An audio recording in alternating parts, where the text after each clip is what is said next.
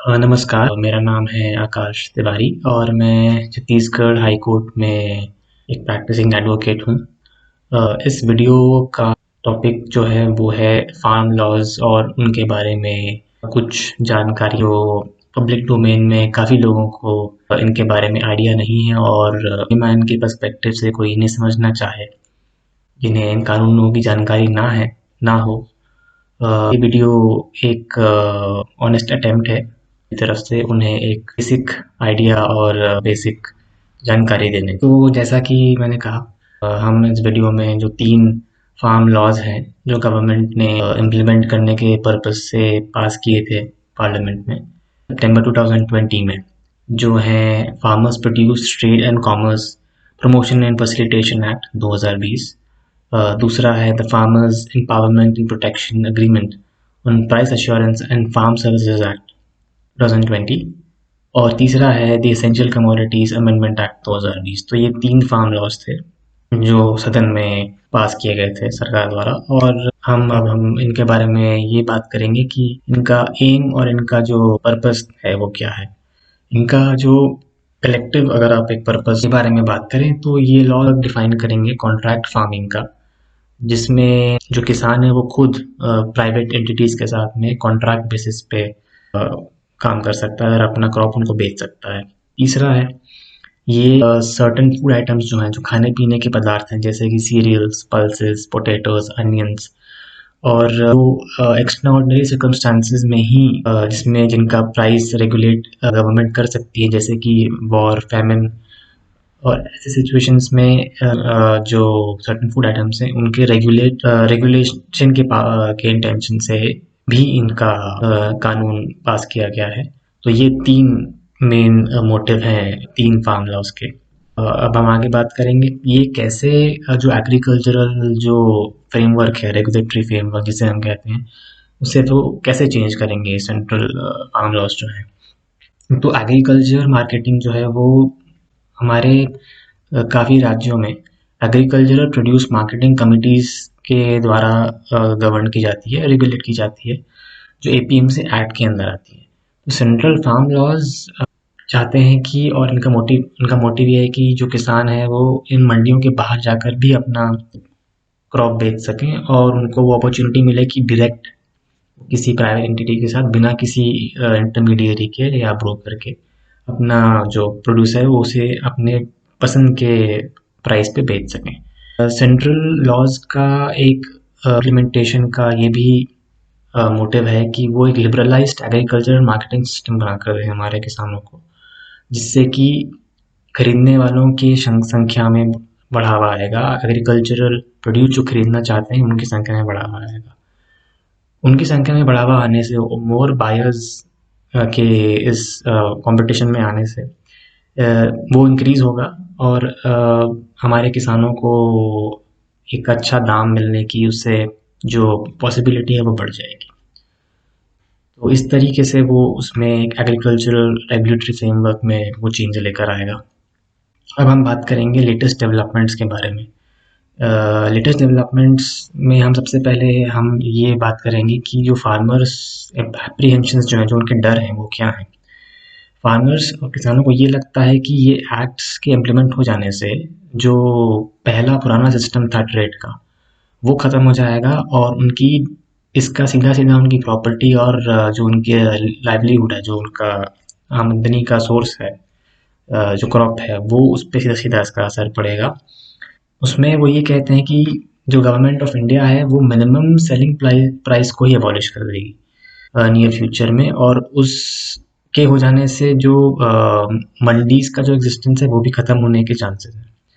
तो उससे के पास कोई ऑप्शन नहीं बचेगा और उनको सिर्फ और सिर्फ प्राइवेट जो कंपनीज हैं उनको उनके मनचाहे दामों पे बेचना होगा। तो एमएसपी जो है, मिनिमम सेलिंग प्राइस, जिसके बारे में हम आजकल इतना सुन रहे हैं, वो एमएसपी बेसिकली एक अशोर्ड प्राइस होता है जिसपे गवर्नमेंट फूड ग्रेन्स खरीदती है किसानों से। तो ये सेंट्रल पूल के लिए खरीदा जाता है पब्लिक डिस्ट्रीब्यूशन सिस्टम के थ्रू और अदर वेलफेयर स्कीम्स के थ्रू, और इसे एज ए रिजर्व भी रखा जाता है एक बफर स्टॉक के तौर पे। तो एक ये है। दूसरा है कि इम्प्लीमेंटेशन हो जाने से इन एक्ट्स का एक पैरेलल मंडी बन जाएगी आउटसाइड ऑफ द एपीएमसीज, जो ये भी हो सकता है उसके आ जाने से कि वो एक डिमांड एंड सप्लाई का उसमें ट्रेडिशनल मंडीज में उसके ऊपर असर पड़े। उस शॉर्टेज की वजह से सब्सिक्वेंटली गवर्नमेंट्स क्या करेंगी, जो पुरानी मंडियाँ थी उन्हें बंद कर देंगी। उसके पास, जैसा कि प्रीवियस केस में हमने बोला कि एक ही ऑप्शन बचेगा किसानों के पास, वो है प्राइवेट कंपनीज को, प्राइवेट प्लेयर्स को उनके मनचाहे दामों पे, हो सकता है नुकसान पे, उनको अपनी फसल बेचनी पड़े, जो कि अदरवाइज प्रॉफिट पे बेच सकते थे। और एक और जो किसानों का डर वो ये है कि जो एसेंशियल कमोडिटीज़ एक्ट में जो अमेंडमेंट हुआ है, उससे प्रोहिबिशन होगा होर्डिंग ऑफ एसेंशियल कमोडिटीज़ पे, या जो जमाखोरी की जो एक प्रॉब्लम है वो हट जाएगी, सिंस जो गवर्नमेंट है वो नोटिफाई करके एसेंशियल कमोडिटीज़ का एक लिस्ट निकाल देगी। जो दिस ये हो जाने से प्राइवेट एंटरप्राइजेस होल्ड करने में उनको एक आसानी होगी गुड्स और क्रॉप्स को। इससे वो एक सप्लाई की शॉर्टेज क्रिएट कर सकते हैं, और जो उनका इवेंचुअल दाम पे वो प्राइवेट प्लेयर्स अल्टीमेट कंज्यूमर को बेचेगा वो बहुत ज़्यादा हो, जो कि होगा because of an increase in demand in the economy.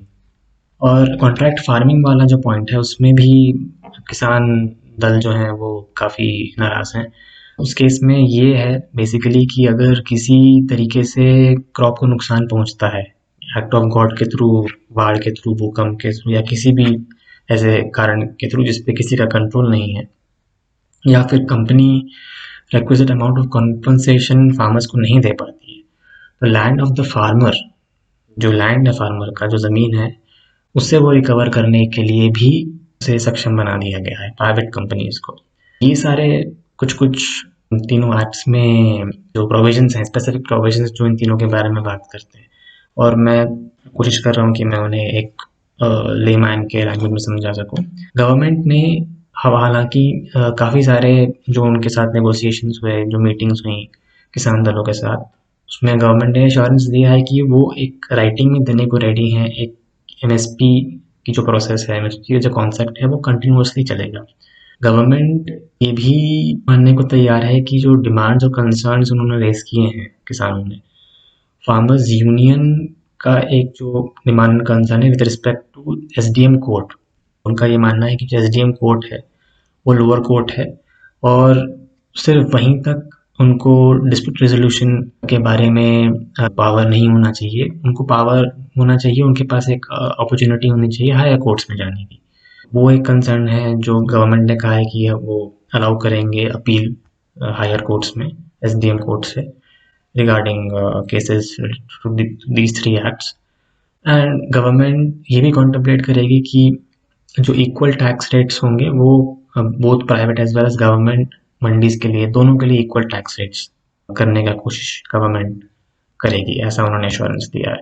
अब हम बात करेंगे सुप्रीम कोर्ट के स्टे के बारे में। इसमें 12 जनवरी 2021 को Rakesh Vaishnav and others versus union of India and others में सुप्रीम कोर्ट ने ये ऑब्जर्वेशन दिया था कि प्रोटेस्ट जो है वो पार्ट है फंडामेंटल राइट का, और एक्सरसाइज किया जा सकता है as long as public order is maintained.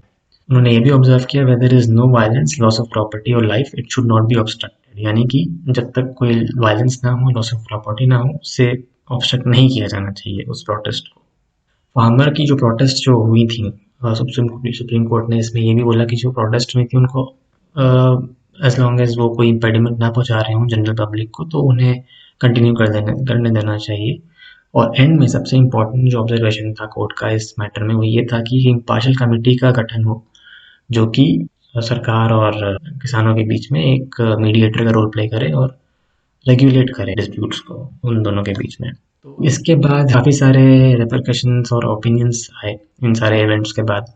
इसमें सबसे एक जो महत्वपूर्ण मुझे लगा कि काफ़ी इम्पोर्टेंट ऑब्जर्वेशन था रिटायर्ड जस्टिस श्री दीपक गुप्ता जी का। उन्होंने कहा कि सुप्रीम कोर्ट का जो ऑर्डर है स्टे का इम्प्लीमेंटेशन जो उन्होंने रोक दिया फार्म लॉस का विदाउट गिविंग एनी रीजंस, वो एक बहुत गलत एग्जाम्पल प्रेसिडेंट सेट कर रहा है। और उन्होंने ऐसा बोला, और मैं उन्हें कोट करता हूँ कि I do feel that the court should have been careful to tread in as this is a dangerous territory. तो उनका क्लियरली ये मानना है कि बहुत ही रिस्की एक उन्होंने प्रेसिडेंट सेट किया है जो आने वाले समय में नुकसानदेह हो सकता है। और जस्टिस एस सी कौल ने Shri justice S C Kaul जो सुप्रीम कोर्ट के जज हैं, उन्होंने भी अमित शाहनी के मैटर में रिसेंटली ये ऑब्जर्व किया है कि जो ब्लॉकिंग हुई थी रोड्स की प्रोटेस्टर्स के द्वारा, जिसमें जो राइट ऑफ फ्री मूवमेंट है जनरल पब्लिक का, टैक्स पेयर्स का, वो रुक गया था। उस पर काफ़ी इम्पेडिमेंट आया था बिकॉज ऑफ प्रोटेस्ट, जो रोड्स ब्लॉक हुए थे। सुप्रीम कोर्ट ने ये रूलिंग दी कि public places can not be occupied इंडेफिनिटली। और जो शाहीन बाग में प्रोटेस्ट हुए थे उसके बारे में बेसिकली ये कह रहे थे, बट मेरे ओपिनियन में ये दूसरे प्रोटेस्ट भी उतना ही एप्लीकेबल है जहाँ पे जो हाईवेज हैं और पब्लिक रोड्स हैं उनको अलग गलत तरीके से ऑक्यूपाई किया गया है। कोर्ट ने उसमें ये भी कहा कि dissent and democracy go hand in hand, but protest must be carried out in designated area. कोई एक स्पेसिफिक एरिया होना चाहिए जहाँ प्रोटेस्ट हो और जिसमें डिसेंट भी हो पब्लिक का, और एट द सेम टाइम वो जो जनरल पब्लिक है उन पे कोई परेशानी ना हो। तो ये बात थी प्रोटेस्ट्स की। और एक मेरा इसमें पर्सनल ऑब्जर्वेशन ये रहा है as far as negotiations are concern, जो किसानों और गवर्नमेंट के बीच में नेगोशिएशंस चली थी। अब negotiation basically two way street होती है। किसी भी नेगोशिएशन में जो दो पार्टीज होती हैं दोनों को एक मिडिल ग्राउंड पे आना होता है जहाँ पे वो अपने अपने लेवल पे कॉम्प्रोमाइज़ करते हैं और एक कॉमन सोल्यूशन पे पहुँचते हैं। तो इसमें म्यूचुअल ट्रस्ट दिखाना बहुत ज़रूरी है। और इस सिचुएशन में मैं ये कहूँगा कि थोड़ा अनफेयर हो जाएगा गवर्नमेंट से ये डिमांड करना कि वो सारे लॉज अपने आप में ही रिपील कर दें या उन्हें हटा दें, जो कई हफ्तों से उस पर वो अड़े हुए हैं कि वो फार्मर्स जो तीनों लॉज हैं वो हटा देने चाहिए। राइट टू प्रोटेस्ट और मेरे हम्बल ओपिनियन में एब्सोल्यूट नहीं हो सकता। It can not come at the cost of causing trouble to the general public, tax payers in general. And obviously end of इसमें एक और पॉइंट मैं ये बोलना चाहूँगा कि जो एक्सटर्नल इन्फ्लुएंस इसमें towards the end of January और 26 जनवरी को जो हुआ वो भी थोड़ा अनफेयर था। That should not have happened, just very unfortunate. तो ये सारी चीज़ें जो भाई एक पर्सनल ऑब्जर्वेशन था मैंने आपके सामने रखे हैं। और अंत में कंक्लूजन्स एंड रिकमेंडेशंस की अगर हम बात करें तो सुप्रीम कोर्ट का जो स्टे है उसके बारे में बहुत सारे लर्नेड हमारे जजेस का और बहुत सारे हमारे जो सिविल सोसाइटी के रिस्पेक्टेबल मेंबर्स हैं इस फील्ड के, उनका ये मानना है कि जो इंडिया सुप्रीम कोर्ट जो हमारी माननीय सर्वोच्च न्यायालय है, उन्होंने काफ़ी एक बैड प्रेसिडेंट सेट किया है। विदाउट इवन सिंगल हियरिंग उन्होंने फार्म लॉस पे स्टे लगा दिया। कोर्ट ने इनफैक्ट एक कमेटी बना दी है जो कि किसानों और सरकार के बीच में मध्यस्थता करेगी, जैसा मैंने कहा, और 2 महीने का समय दिया है।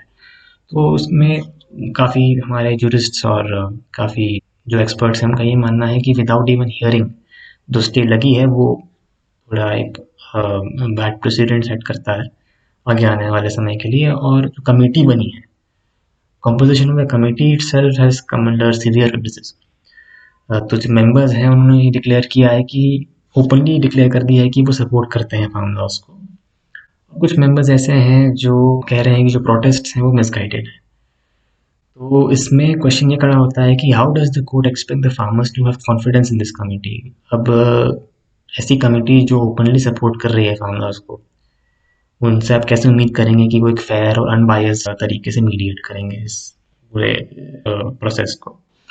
और इसके अलावा जो एक काफ़ी चर्चा में रहा एक पॉइंट वो था कि जिस तरीके से the manner in which the laws were passed basically, despite the fact that जो मार्केट्स हैं वो fall exclusively within the state legislative competence of the states.